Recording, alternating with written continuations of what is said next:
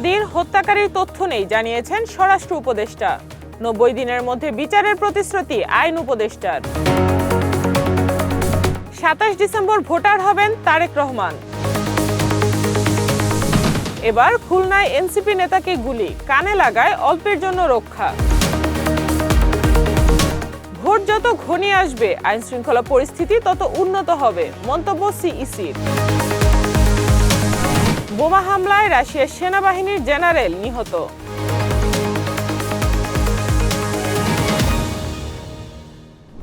আসসালামু আলাইকুম। দিগন্ত প্রাইম টাইমে সবাইকে আমন্ত্রণ জানাচ্ছি, আমি সাইমা আক্তার। শুনছিলেন সংবাদ শিরোনাম, এবার বিস্তারিত। ওসমান হাদির হত্যাকারী দেশে আছে নাকি বাইরে, এর তথ্য নেই বলে জানিয়েছেন স্বরাষ্ট্র উপদেষ্টা জাহাঙ্গীর আলম চৌধুরী। সোমবার সচিবালয়ে সাংবাদিকদের তিনি এ তথ্য জানান। তিনি আরও জানান, এই তদন্তে যথেষ্ট অগ্রগতি হয়েছে। মূল হোতা ফয়সালকে গ্রেফতারে আইন শৃঙ্খলা বাহিনী আপ্রাণ চেষ্টা করছে। এদিকে পুলিশ রিপোর্ট আসার পর সর্বোচ্চ 90 দিনের মধ্যে শরীফ ওসমান হাদিকে হত্যার বিচার সম্পন্ন করা হবে বলে জানিয়েছেন আইন, বিচার ও সংসদ বিষয়ক উপদেষ্টা ডক্টর আসিফ নজরুল। সোমবার সামাজিক যোগাযোগ মাধ্যম ফেসবুকের ভেরিফাইড পেজ থেকে দেয়া এক পোস্টে এমনটা জানিয়েছেন তিনি।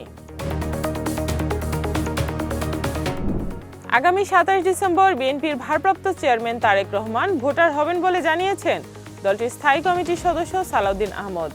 সোমবার সিইসির কার্যালয়ে বৈঠকে সালাউদ্দিন আহমদের নেতৃত্বাধীন বিএনপির প্রতিনিধি দল একথা জানান। সালাউদ্দিন আহমদ বলেন, মনোনয়নপত্রে কিছু শর্ত শিথিলের আহ্বান জানিয়ে ইসিকে চিঠি দিয়েছে বিএনপি। মনোনয়নপত্র জমাদানে মামলা সংক্রান্ত তথ্য নিয়ে সিইসির সাথে আলোচনা হয়েছে বলেও জানান তিনি। দীর্ঘদিন পর আগামী 25 ডিসেম্বর স্বদেশে ফিরবেন বিএনপির ভারপ্রাপ্ত চেয়ারম্যান তারেক রহমান। তিনি আসন্ন জাতীয় সংসদ নির্বাচনে অংশগ্রহণ করবেন বলে জানিয়েছেন। খুলনায় জাতীয় নাগরিক পার্টি এনসিপির বিভাগীয় প্রধান এবং এনসিপি শ্রমিক শক্তির কেন্দ্রীয় সংগঠক মোতালিব শিকদার দুর্বৃত্তের গুলিতে আহত হয়েছেন। সোমবার বেলা 12:15টার দিকে এ ঘটনা ঘটে।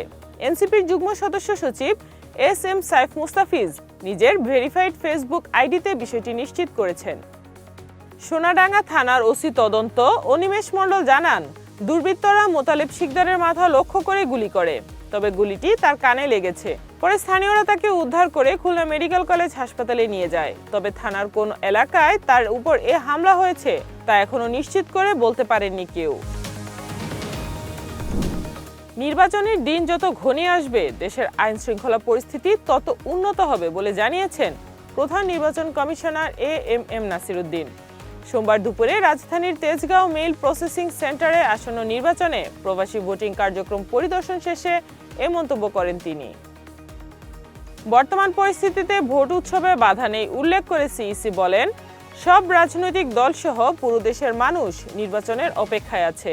দেশের ইতিহাসে প্রথমবারের মতো পোস্টাল ভোটিং পদ্ধতি বড় পরিসরে হওয়ায় রেজিস্ট্রেশন প্রক্রিয়ায় কিছু সমস্যা হলেও কার্যক্রম নিয়ে সন্তুষ্টি প্রকাশ করেন সিইসি।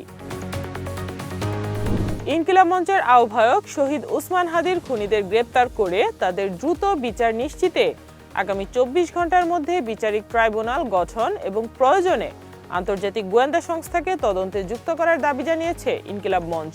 একই সাথে খুনিদের গ্রেপ্তার না করা পর্যন্ত রাজপথে থাকার হুঁশিয়ারি দিয়েছে সংগঠনটি। সোমবার রাজধানী শাহবাগে জাতীয় জাদুঘরের সামনে আয়োজিত এক সমাবেশে ইনকিলাব মঞ্চের সদস্য সচিব আব্দুল্লাহ আল জাবের এসব কথা বলেন। নির্বাচনের আগে হাদির খুনের সাথে জড়িতদের গ্রেপ্তারেরও দাবি জানান তিনি।